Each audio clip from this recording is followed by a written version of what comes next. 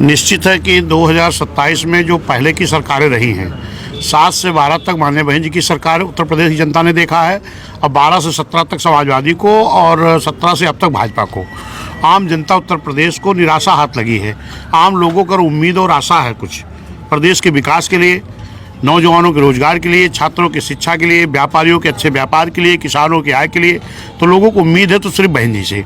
इसी का नतीजा है कि आज उत्तर प्रदेश में जहां भी मैं जाता हूं और उसके पहले भी तमाम जगह लोग हमारे कोऑर्डिनेटरों के सामने भी पूरे उत्तर प्रदेश में हर समाज के लोग, उसमें बड़ी संख्या में मुस्लिम समाज भी, पिछड़ा समाज भी और अन्य समाज के भी लोग, ब्राह्मण समाज के लोग भी बहुजन समाज पार्टी सदस्यता ग्रहण कर रहे हैं। निश्चित है इससे लग रहा है कि आने वाला दिन बहुजन समाज का होगा।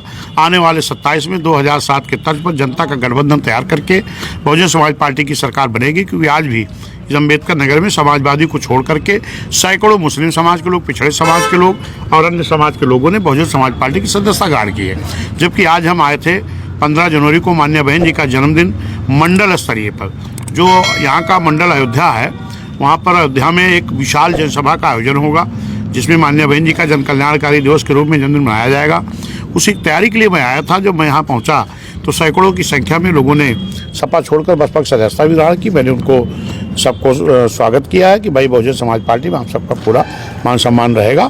और सभी साथी हमारे 15 जनवरी को अयोध्या पहुंच करके माननीय बहन जी का जन कल्याणकारी दिवस में जन्मदिन मनाया जाएगा, उसमें शामिल होने काम करेंगे। सर, एक सवाल है, विपक्षी दल के लोग हमेशा कहते हैं कि बहुजन समाज पार्टी तब एक्टिव होती है जब चुनाव आता है, इस पर क्या कहना चाहते हैं? जो बोल रहे हैं उनका कोई भी कार्यक्रम हुआ इधर कुछ दिनों से हैं? चुनाव तो अभी कोई आया नहीं है, लेकिन बहुजन समाज पार्टी की 9 अक्टूबर को बड़ी रैली हुई, 6 दिसंबर को बड़ी बड़ी 2 रैली उत्तर प्रदेश में हुई, फिर 15 जनवरी को 18 रैलियाँ बड़ी बड़ी होने जा रही हैं। जबकि न रैली का नाम 9 को था, 9 अक्टूबर को भी राज्यव्यापी मानव मसीहा कांसीराम साहब की खाली पूर्ति थी, लेकिन रैली से भी बड़ी रैली हो गई। और 6 दिसंबर को बाबा साहब की पूर्ति थी, वो भी रैली के रूप में हो गई। और 15 जनवरी को माननीय बहन जी का जन्मदिन जन कल्याणकारी दिवस में भी मनाएंगे, लेकिन उसमें हमें लगता है पूरे उत्तर प्रदेश में 18 बड़ी रैलियां आपको दिखाई पड़ेंगी। तो एक्टिव तो बीएसपी, बाकी सबका तो पता ही नहीं है। और इसका कारण है कि आम जनता उत्तर प्रदेश की बहुजन समाज पार्टी की सरकार लाना चाहता है, माननीय बहन जी को मुख्यमंत्री चाहता है, क्योंकि आज पूरे उत्तर प्रदेश में जंगल राज कायम है। हर तबके के लोग निराश है। निश्चित है उसी का नतीजा है कि हर समाज के लोग बहुजन समाज पार्टी की सदस्यता ग्रहण कर रहे हैं। सर, 9 अक्टूबर की रैली देख के विरोधी पार्टियां के लोग दंग रह गए थे। क्या लगता है कि जो बहन जी का 15 तारीख को जन्मदिन है, इस बार भी कुछ बड़ा हंगामा होने वाला है विरोधियों के लिए? अब विरोधी तो दोनों बोलता है आपके हिसाब से। विरोधी दंग भी है 9 अक्टूबर को देख के, विरोधी ही कहता है कि बीएसपी दिखाई नहीं पड़ रही। तो उनकी आंख में कौन सा चश्मा लगा, उन्हीं से पूछिएगा।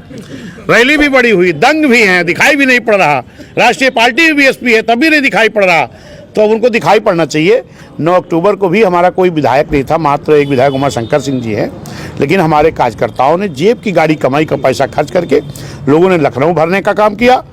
फिर बाबा साहब का जो समय परिवर्तन स्थल है वहाँ दलित प्रेरणा केंद्र नोएडा में लोग बड़ी संख्या में पहुँचे। और फिर जो 18 कार्यक्रम होने जा रहा है 15 जनवरी को जन कल्याणकारी दिवस के रूप में, जो बहन जी ने जनता के हित के लिए काम किया है, उस विशाल जनसभा हम लोगों को बताने का काम करेंगे। और फिर सभी कार्यकर्ता हमारे अपने अपने घरों पर पहुंचकर परिवार के साथ केक काटकर माननीय बहन जी का जन्मदिन 15 जनवरी को मनाने का काम करेंगे। धन्यवाद सर, शुक्रिया।